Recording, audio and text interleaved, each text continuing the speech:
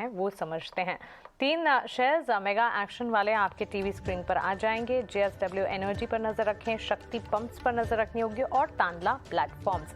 Upside या downside दोनों तरफ के एक्शंस यहां पर स्टॉक्स में नजर आ सकते हैं। JSW एनर्जी कमजोर नतीजे दिखे और इसी के चलते स्टॉक में पिटाई हुई है। मुनाफा जो है करीब 41% घटा। कामकाजी मुनाफे की अगर बात करें वहां पर भी 20% की गिरावट दिखी थी और क्लियर कट वीक रिजल्ट का एक रिफ्लेक्शन है जो कि इस वक्त स्टॉक प्राइस में आप देखेंगे।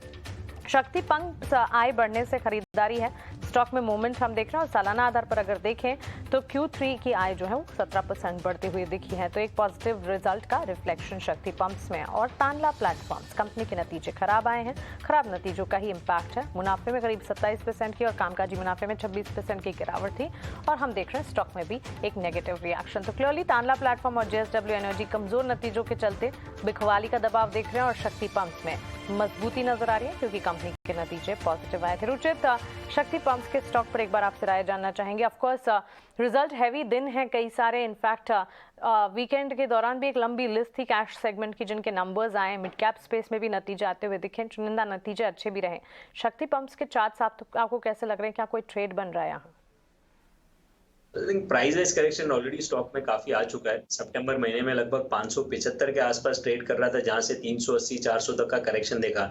अब आज जो वॉल्यूम्स पैन आउट हुए उसमें कंसोलिडेशन का ब्रेकआउट है, सो एटलीस्ट एक पुलबैक मूव स्टॉक में एक्सपेक्ट कर सकते हैं, जहां पे 440 460 ये रेंज में स्टॉक नियर टर्म में जा सकता है। तो यहाँ पे मैं कहूंगा कि नीचे 405 के नीचे स्टॉप लॉस लगा के एक बाय पोजीशन बनाई जा सकती है 440 और 460 ये दो टारगेट प्रोजेक्शंस के लिए। बट ये जस्ट एक पुलबैक मूव के लिए रहेगा, सो जैसे ये टारगेट्स के नजदीक आते हैं वहां पे जल्दी से प्रॉफिट बुकिंग भी करने की सलाह है।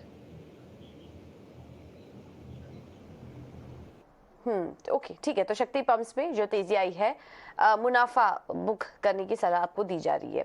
अब आगे बढ़ते हैं और मिड कैप में और कहां पर एक्शन है, खबरों वाले शेयर्स कौन कौन से हैं, ये बताने के लिए आशीषा मौजूद है। आशीषा, बताइए। जी हाँ, सबसे पहले मेघमानी ऑर्गेनिक्स की बात कर लेते हैं। शुक्रवार को इसके नतीजे आए थे, स्टॉक में डिक्लाइन देखने को मिल रहा है।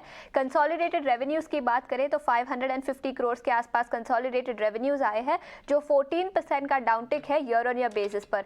मार्जिन्स में भी कॉन्ट्रैक्शन देखने को मिला करीब 100 बेसिस पॉइंट्स का, और इसी के चलते स्टॉक में भी आज डिक्लाइन देखने को मिल रहा है।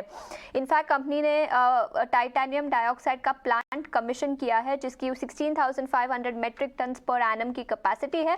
सो इन्हीं दोनों रीजंस के चलते स्टॉक में डाउनटिक देखने को मिल रहा है।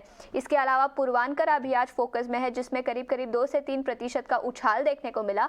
कंपनी ने अपनी ऑपरेटिंग अपडेट्स जारी की है, जहां सेल्स 796 करोड़ के आसपास आए हैं थर्ड क्वार्टर के लिए।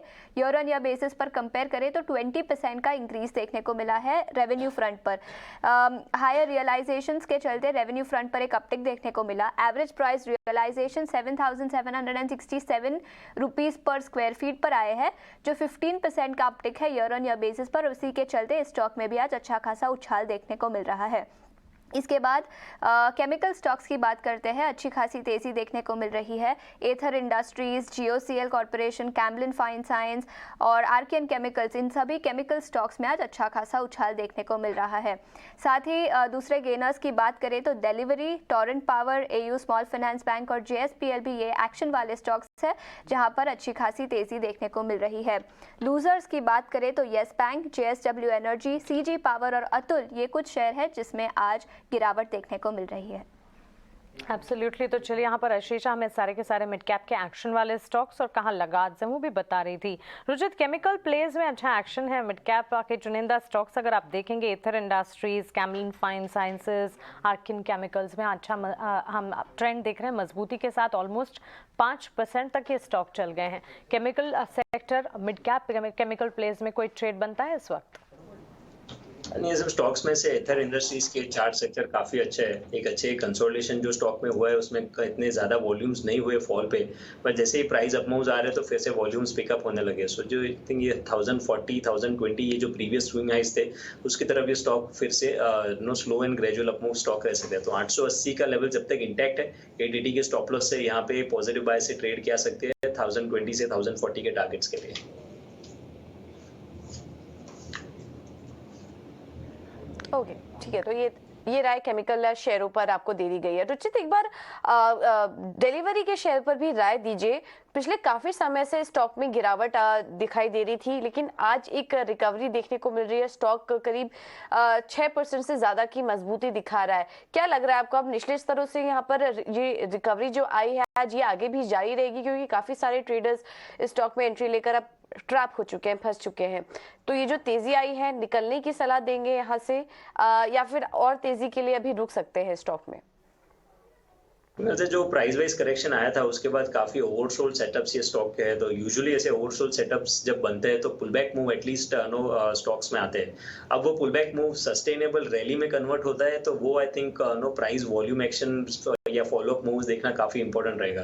तो फिलहाल क्योंकि ओवरसोल्ड से पुलबैक मूव है, ये पुलबैक मूव में 340 345 तक के स्तर के लिए कोई एग्जिस्टिंग पोजीशन है तो होल्ड करना चाहिए और वहां पे फिर रिव्यू करना चाहिए कि वेदर ये वॉल्यूम सस्टेन रहते हैं कि नहीं। अगर सस्टेनेबल वॉल्यूम्स है तो हम अच्छे मोमेंटम आगे और एक्सटेंड होते हुए दिखेंगे, अदरवाइज वो लेवल्स पे एक बार एग्जिट लेने की सलाह रहेगी। सो फिलहाल होल्ड करें। 340 345 के आसपास आता है तो आई थिंक वो अच्छे लेवल्स रहेंगे स्टॉक पे वापस रिव्यू लेने के लिए। वॉच लिस्ट में रखे इस स्टॉक को इस वक्त ही राय इस डिलीवरी पर मिलती हुई। बहरहाल स्टॉक में एक पॉजिटिव मूवमेंट है और लॉजिस्टिक्स प्लेज में भी एक एक्शन हम जरूर देख रहे हैं, लेकिन नतीजों के